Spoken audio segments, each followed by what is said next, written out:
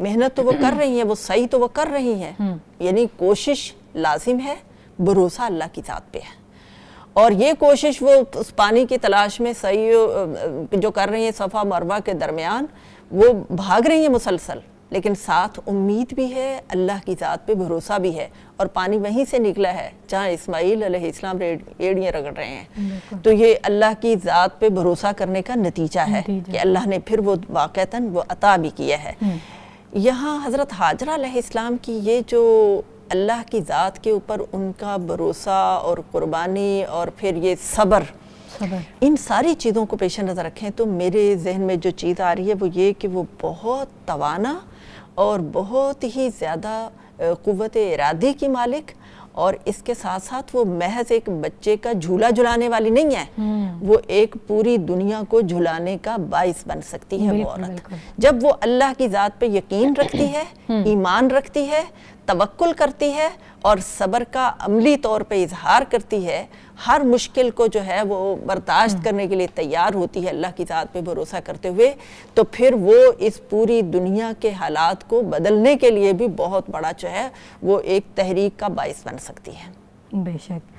اقرا صاحبہ فرمائے گا کہ عید الاضحیٰ پر جو ہیں وہ اکثر گھروں میں مہمانوں کی آمد و رفت ہوتی رہتی ہے, مہمان آتے ہیں جاتے ہیں, تو مہمان نوازی کے دوران ایک عورت کا جو پوزیٹیو اس کا بیہیویئر ہے, وہ خوشگوار جو رویہ ہے, وہ پورے خاندان کے اوپر کیا اثرات مرتب کرتا ہے؟ بالکل جی, عید الاضحیٰ کے موقع پر آپ دیکھتے ہیں کہ اکثر خاندانوں کا, فیملیز کا آپس میں جیسے کہ گھر میں آنا جانا عام دنوں کی نسبت زیادہ ہوتا ہے, اور یہ بہترین موقع ہے کہ جس کے اندر ہم اچھے طریقے سے مہمان نوازی بھی کر سکتے ہیں اور آپس کی جتنی بھی اختلافات ہیں ان کو بھی ختم کر سکتے ہیں. دیکھیں, مہمان نوازی اللہ کے رسول صلی اللہ علیہ وآلہ وسلم نے ایمان کی علامت اس کو قرار دیا. پیارے آقا نے فرمایا, من کان یؤمن باللہ والیوم الآخر فلیکرم ضیفہ.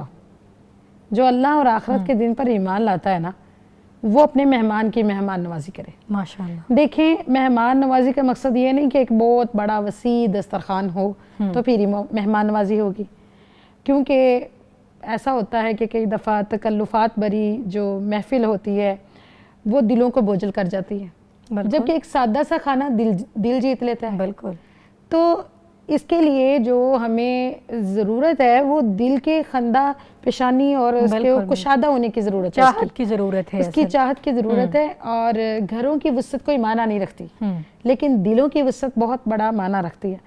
اور مہمانوں کے آنے جانے میں, ہم مہمان نوازی میں ایک اچھی عورت جو ہے اس کا کردار بہت اہمیت کا حامل ہے کہ ایک اچھی عورت مہمان کا بہترین طریقے سے استقبال کرے, مسکرا کے اور خوشگوار گفتگو کرے, بہترین محبت بھری گفتگو کے ساتھ جو ہے وہ استقبال کرے. سائمہ صاحبہ, کوئی ایک جملے میں ہماری آڈینس کو پیغام.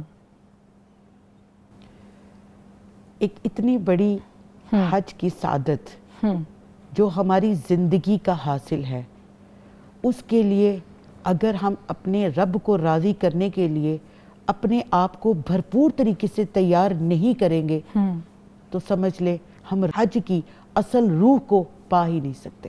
بے شک.